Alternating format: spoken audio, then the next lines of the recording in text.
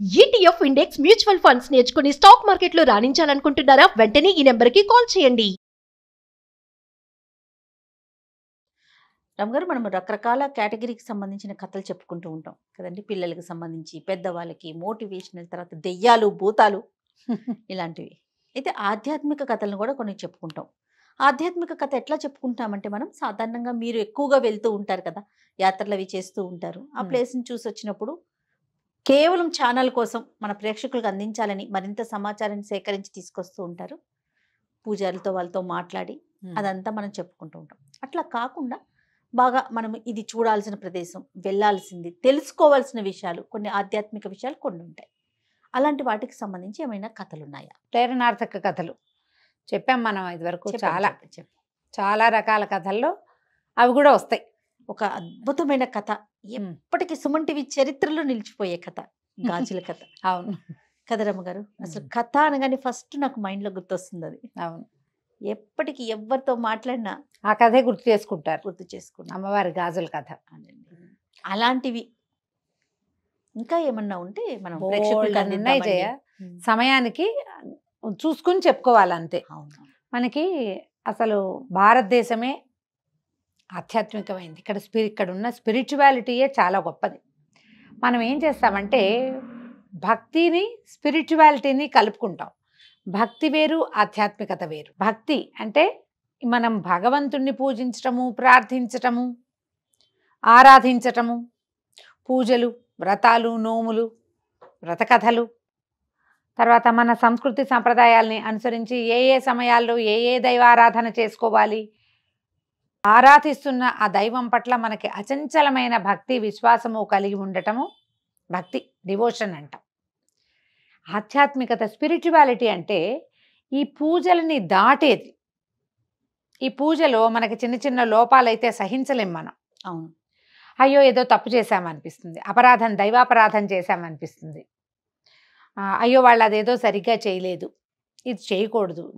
అదంతా క్రతువు, కర్మ, విధానం మీదే వెళ్తాయి. క్రతువు, కర్మ, విధానము, సమయాసమయాలని దాటి ఉండేదే ఆధ్యాత్మం. నిజానికి మనం ఇన్ని పూజలు చేసుకుంటాం. ఈ పూజ ఎప్పుడైనా ఒక దశలో ఇది మనమే చేస్తున్నామని మనకి తెలుస్తుందా?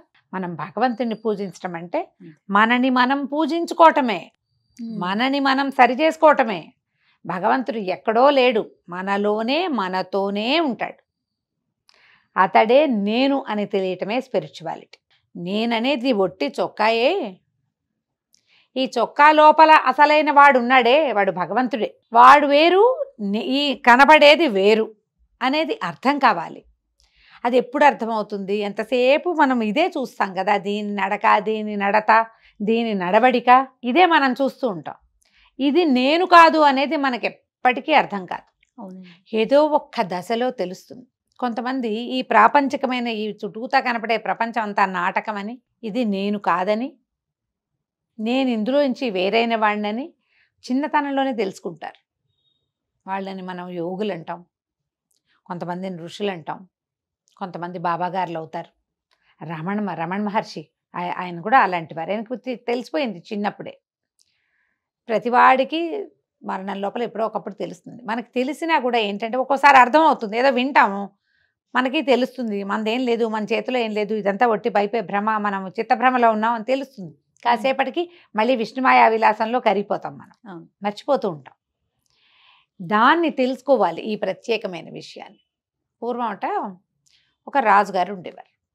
ఆయనకి చాలా కాలం సంతానం కలక్క ఆయన ఆ ఊరు ఈ ఊరు, అక్కడికి ఇక్కడికి, స్వామీజీలకి, ఆశ్రమాలు, ఈ అరణ్యానికి, దేవాలయాలకి, మఠాలకి తిరుగుతూ ఉండేవారు. వాళ్ళకి చాలా దూరంలో ఉన్న ఒక అడవిలో ఒక ఋషిగారు ఆయన శిష్యులతో పాటు ఉన్నారని యోగిని కలవడానికి వెళ్ళారు. కలిసి ఆయన దండం పెట్టి, సంతానం లేదు నాకు అంటే, నీకు లేరు నాయన, నీ రాజ్యాన్ని సుభిక్షంగా పరిపాలించు, కాలం ఎలా జరిపితే అలా జరుగుతుంది, వెళ్ళిరమ్మన్నారు. రాజుగారు ఖిన్న వదనంతో ఆయనకు అర్థం, సుపుత్ర ప్రాప్తిరస్తు శీఘ్రమేవ సుపుత్ర అనలా యోగి అంటే, లేదు అర్థమైపోయింది. ఆయన దిగులుగా తలకాయ వంచుకుని వెళ్ళిపోతున్నాడు. ఆ నదీ తీరంలో ఈ యోగి గారి ఈ మహాయోగిని ఎవరినైతే ఈ రాజుగారు కలిశారో ఆయన ప్రథమ శిష్యుడు ఎదురుపడ్డాడు, పలకరించాడు. పలకరించాక ఆయన అన్నాడు, ఎందుకంటే ఖిన్నవదనంతో ఉన్నారు మహాప్రభు. లేదు మహారాజా, ఏమిటి మీ దిగులు చెప్పండి అంటే, సంతానం లేదండి అన్నాడు. శిష్యుడు వెంటనే శీఘ్రమేవ సుపుత్ర ప్రాప్తి రస్తు. మహానందంతో పొంగిపోయాడు రాజు. గురువుగారు చెప్పాల, శిష్యుడు చెప్పాడు. శిష్యుడు కూడా ఏం తక్కువవాడు కాదు, ఈయన కొన్ని సంవత్సరాలుగా తపస్సు చేసుకునేవాడు. ఆనందంతో, అంతకంటే నా నాయన మీ వల్ల ఇవాళ నా జీవితం చరితార్థం అయిపోయిందని పదే పదే దండాలు పెట్టి, శిష్యుడు కుసలు దర్భలు అవి పట్టుకుని ఓ చెంబుతో నీళ్లు పట్టుకుని గురువుగారిని చూడబోయాడు. గురువుగారు అన్నారు, ఏమిటి నువ్వు చేసిన పని?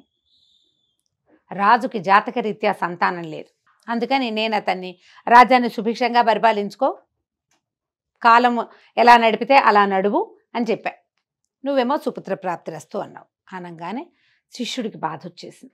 అయ్యో, ఈ మాట అన్నానే, ఇది ఎట్లా నిజమవుతుంది ఇప్పుడు అనగానే గురువుగారు అన్నారు, నీ మాట అబద్ధం కాకూడదంటే నువ్వే వెళ్ళి ఆయనకి కుమారుడిగా జన్మించు, కాలం తీరాక పోదు గాని. నువ్వు అన్నావు కదా, నువ్వు శిష్యుడు, నువ్వు కుమారుడిగా జన్మించు అంటే శిష్యుడు కుమారుడిగా జన్మించాడు రాజుగారికి. ఇక్కడ మరణించి ఇక్కడ వదిలిపెట్టే జీవితాన్ని అక్కడ జన్మించాడు. అయితే ఆయనకి ఇప్పుడు ఈ ముందు జన్మలో ఈ గురువుగారికి శిష్యుడుగా ఉండి ఆయనకు బోల్డ్ అంత తపస్సు ఉంది. దానివల్ల ఆయనకి పూర్వజ్ఞానం ఉంది. తను ఒక్క వాక్యం మాట్లాడటం వల్ల తపస్సు వదిలిపెట్టుకుని జన్మించాల్సి వచ్చింది. ఒక్క వాక్యంతోటే కదా వచ్చింది. అవును. మళ్ళీ ఎందుకు? ఆయన ఏమనుకున్నాడు? గురువుగారి వెనకాలండి మోక్షాన్ని సాధించాలనుకున్నాడు. మోక్షం అంటే పునరావృత్తి రహితమైనది, మళ్ళీ పుట్టే పని లేదు. ఇప్పుడు ఏమైంది? ఇప్పుడే పుట్టాల్సి, సమీప భవిష్యత్తులోనే పుట్టవలసి వచ్చింది. అవును. అందుకని ఈ జ్ఞానం వల్ల ఆయన మాట్లాడేవాడు కాదు, లక్షణంగా బాగుండేవాడు. రాజుగారి కుమారుడు అంటే గురుగారి పోలికలతో ఎందుకు పుడతాడు? రాజుగారి భార్య పోలికలు, రాజుగారి పోలికలు, మేనమావ పోలిక వచ్చి చక్కటి సమున్నతాకారుడైన పిల్లవాడు, ఉంగరాల జుట్టు, అన్ను ముక్కు లక్షణంగా ఉన్నాయి, బలశాలి బలిష్టంగా ఉన్నాడు, అన్ని పనులు చేయగలడు. మాట లేదు, మాట్లాడేవాడు కాదు. బాధగా ఉండేది. పోనీలే ఏదో ఒక సంతానం ఉందని ఉంచుకున్నారు. కొంతకాలం బాగా అంతవాడు ఒక 14-15 ఏళ్ళ వాడు అయినాక ఈ సేవకులందరూ చుట్టుపక్కల అడవుల్లో జంతువులు పెరిగిపోయినాయని ఊళ్ళ వాళ్ళు వచ్చి చెప్తారు. చాలా క్రూర జంతువులు ఎక్కువైనాయి, రాజుగారు వచ్చి వేటాడాలంటే రాజు మృగయా వినోదానికి వెళ్తాడు. వేటకాట వెళ్ళారు. వెళ్తుంటే వీళ్ళు ఏం చేశారు, రాజకుమారుడు కూడా కొంచెం ఏదో ఇది ఉంటుందని తీసుకుపోయి ఈ రాజకుమారుడిని కూడా ఈ గుంపులో కలిపారు. ఆ వేటకెళ్ళే వాళ్ళలో అందరూ వేటకెళ్ళారు. వెళ్తే రాజకుమారుడు ఏమి వాటిని వీటిని కొట్టటాల, బాణాలు వేయటాలు అవి వచ్చు, కానీ అతనికి ఏం ఆసక్తి లేదు, నిశ్శబ్దంగా ఉంటాడు.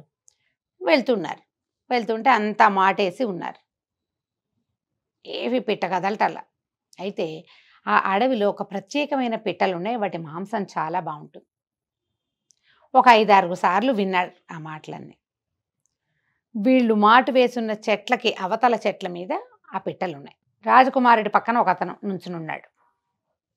ఆ పిట్టల్ని చూస్తున్నాడు, కానీ ఎక్కడున్నాయో తెలియటల్లా. చెట్లు దట్టంగా ఉంటాయి, అడవిలో పెంపకపు చెట్లు కావు కదా. ఆ లోపల గుబుర్లలో పిట్ట ఎక్కడుందో అది పలికితే కొట్టచ్చు. అవును. ఇంతలో ఏమైంది, పిట్ట కూసింది. కూయగాని రాజకుమారుడి పక్కనున్నవాడు చటుక్కన బాణం వేశాడు. సన్నటి బాణాలు పిట్టలకి చిటుక్కుని తగిలేస్తాయి. పిట్ట కాస్త తగిలింది, అది పక్షి రాలి పడిపోయింది. ఇతనికి రాజకుమారుడు మాటే మరణం అన్నాడు. ఈ పక్క నుంచిన వాడు ఉలిక్కిపడ్డాడు. ఎవరు మాట్లాడారు? చూస్తే రాజకుమారుడు. 15 సంవత్సరాల నుంచి నోరెత్తి ఎరగడు, అబ్బాయి నువ్వు కూడా లేదు. మాటే మరణము అన్నాడు. రాజకుమారుడు మాట్లాడాడని వాడు కేకలు పెట్టాడు. అంతా చేరారు, మళ్ళీ మాట్లాడించడానికి ప్రయత్నం చేశారు. కిక్కురు మళ్ళా మాట్లాడలా. అందరూ రాజుగారి దగ్గరికి సాయంకాలం మొత్తం అంతా వెనక్కి వెళ్ళిపోయారు. రాజుకు చెప్పారు, రాజకుమారుడు మాట్లాడాడు, మేం విన్నాము, మళ్ళీ మాట్లాడించండి అన్నాడు ఆయన. ఎవరు మాట్లాడించలేకపోయారు. అబ్బాయి ఏం మాట్లాడటల్లా. అంతకుముందు రాజుగారు ఏం చేశారు, మా అబ్బాయిని మాట్లాడిస్తే 1,00,000 రూపాయలు ఇస్తానని ప్రకటించారు. ఎంతమంది ప్రయత్నించినా అబ్బాయి చూసేవాడు, నవ్వేవాడు, కానీ ఏనాడు మాట్లాడేవాడు కాదు. ఇప్పుడు ఈ వచ్చిన అధికారులంతా డబ్బుల కోసం చెప్పినట్టే, అంతేగా. అబ్బాయి మాట్లాడాడని చెప్పారు, ఇప్పుడు మాట్లాడించండి అంటే ఏమీ మాట్లాడటల్లా. రాజుకి పిచ్చి కోపం వచ్చి ఎవరైతే ఈ అబ్బాయి మాట్లాడాడని చెప్పారో వాళ్ళకి మరణశిక్ష విధించాడు. ఈ రాకుమారుడు మాట్లాడితే మరణమే అన్నాడు. మాటేగా మరణం అనేసరికి రాజు వినేశాడు. మిగిలిన వాళ్ళందరిది ఎవరి గొంతు కాదు అది. అబ్బాయి నోరు కదులుతుండగా దాసీలు కొంతమంది చూశారు. మాట్లాడాడు. యువరాజు చూశామన్నారు, విన్నారు. ఇక రాజు కొడుకుని విపరీతంగా బతిమలాడాడు. నాయన, నువ్వేదో మాట్లాడేవు, మాటే మరణం అన్నావుట, అక్కడ మాట్లాడితే మరణమేనన్నావు, ఇక్కడ ఎందుకు నువ్వు ఆ మాట మాట్లాడావు? ఇంతకాలం మాట్లాడిన వాడివి ఈ వాక్యమే నువ్వెందుకు మాట్లాడావు? మాట్లాడు అని బాగా బతిమలాడాక చివరికి రాకుమారుడు నోరు విప్పాడు.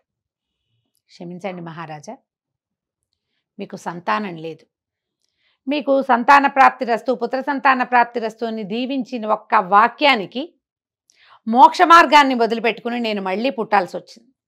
మీ ఇంట్లో పుట్టాను నేను కుమారుడుగా, నేను ఆ సన్యాసినే. ఆ రోజు మీరు నన్ను చూశారు అక్కడ. ఆయన గుర్తొచ్చింది.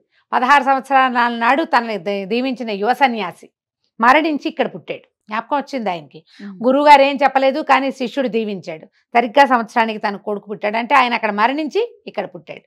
ఆ పిట్ట గనక కుయ్యకపోతే, అది మాట్లాడకపోతే, పక్కన బాణం సంధించి నుంచున్నవాడు దాన్ని కొట్టేవాడు కాదు. మాట్లాడడం వల్ల దానికి మరణం వచ్చింది. నేను మాట్లాడడం విన్న ఈ అధికారులు మీతో మాట్లాడకపోయి ఉంటే, రాజు రాకుమారుడు మాట్లాడాడని చెప్పకపోతే వీళ్ళకి మరణశిక్ష పడేది కాదు. మాట మరణానికి కారణమవుతుంది. ఆలోచించి మాట్లాడాలి. మాట్లాడేశాక దాన్ని వెనక్కి తీసుకోలేం. అందుకని తపస్సు చేసే వాళ్ళంతా అడవులకు వెళ్ళిపోతారు. మన ఇళ్లల్లో ధ్యానము, ఇళ్లల్లో తపస్సు ఎప్పటికీ కుదరదు. సంసారులు మాట్లాడాల్సే వస్తారు. అయిన దానికి కాని దానికి, అవసరమైనవి అనవసరమైనవి, పనికిమాలినవి, మాట్లాడకూడనివి మాట్లాడేస్తాం ఏదో ఒకటి. ఎప్పుడూ ఎక్కడో చోట ఇరుక్కుంటూనే ఉంటారు. సమాధానం చెప్పవలసిన స్థితే వస్తుంది. ఒక్కొక్కసారి ప్రమాదంగా కూడా పరిణమిస్తుంది. మాటలతోటి ప్రఖ్యాతి పొందిన వాళ్ళు ఉన్నారు, మాటల వల్ల ఇబ్బందులు, ఆ ప్రఖ్యాతి పొందిన వాళ్ళు ఇబ్బందుల్లో కూడా పడతారు. మాటకి అంత ఇది ఉంది కదా, అంత శక్తి ఉంది. అందుకని నిశ్శబ్దాన్ని పాటించాలి. దానికోసమని ఈ పూర్వకాలం ఋషులు, తపస్సులు వీళ్ళంతా ఏం చేసేవాళ్ళు? అడవులకు వెళ్ళిపోయేవాళ్ళు, వెళ్ళి ధ్యానం చేసుకునేవాళ్ళు. ఈ మన తపస్సు చేసిన ధ్రువుడు అంతఃపురంలో నుంచి వెళ్ళిపోయి అడవిలో కూర్చున్నాడు విష్ణువు కోసం. ఆ తపస్సు ఏదో అంతఃపురంలో చేసుకోపోయాడా? మనం ఇంట్లో మెడిటేషన్కి కూర్చుంటామా, ఫోన్ మోగుతుంది, మెసేజ్ వస్తుంది, కొరియర్ వస్తుంది, స్విగ్గీ వస్తుంది, వాకిట్లో ఎవరో మాట్లాడతారు, ఎవరో బెల్ కొడతారు, ఎవరి డ్రెస్ చూడడానికి మన ఇంటికి వస్తారు, ఆ డ్రెస్ కనుక్కోవడానికి కరెంటు బిల్ వస్తుంది, ఇస్త్రీ బట్టల అబ్బాయి వస్తాడు. అసలు అవదు. ఒక పావు గంట ధ్యానం కుదరదు. ఎవ్వరూ లేని సమయంలో ధ్యానం చేసుకోవాలి. అట్లాంటిది ఏ సమయం ఉంటుంది? అందుకే బ్రాహ్మీ ముహూర్తంలో ధ్యానం సంగతి చెప్తారు. అప్పుడు ఈ పనులు వ్యవహారాలు ఏముండవు, ప్రపంచం అంతా నిద్రపోతుంది. కాబట్టి బ్రాహ్మీలో చేసుకోండి, పొద్దున్నే చేసుకుంటే ధ్యానం బాగా కుదురుతుంది, ప్రశాంతత ఉంటుంది, వాతావరణం నిశ్శబ్దంగా ఉంటుంది. అనవసరమైన చిక్కుల్లో పడకూడదు, ఎక్కువ సార్లు పుట్టకూడదు. జీవితం తాలూకు సార్థకం లభించాలి మనకి, జీవితం సార్థకంగా అవ్వాలి అంటే మౌనాన్ని పాటించండి. ఎంత తక్కువ మాట్లాడితే అంత మంచిది. ఇప్పుడు నాలాంటి వాళ్ళు ఏం తక్కువ మాట్లాడతారు, వాగుతూనే ఉంటాం, ఏదో ఒకటి చెప్తూనే ఉంటాం కదా. కానీ మేము నిశ్శబ్దంగా ఉండే సమయాలు ఉన్నాయి కదా, ఖచ్చితంగాను ఉంటాయి కదా ప్రతి వాళ్ళకి. ఆ నిశ్శబ్ద సమయాల్లో పూర్తి నిశ్శబ్దాన్ని పాటించండి. ఉపవాసం ఉన్నప్పుడు అస్సలు ఎవరితోటి మాట్లాడదు. ఉపవాసాన్ని మౌనమే ఒక ఉపవాసంగా కూడా పెట్టుకోండి. దానివల్ల ఏంటంటే భక్తి మార్గం కాదు, ఆధ్యాత్మిక మార్గంలో మనం ముందుకెళ్తాం. భగవంతుని చేరే సులువైన ఉపాయాల్లో ఒకటి నిశ్శబ్దం కూడా. మీకు అది కావాలంటే దాంట్లోకి ప్రయాణించండి. తప్పకుండా రమ్మగారు. నమస్తే. నమస్తే.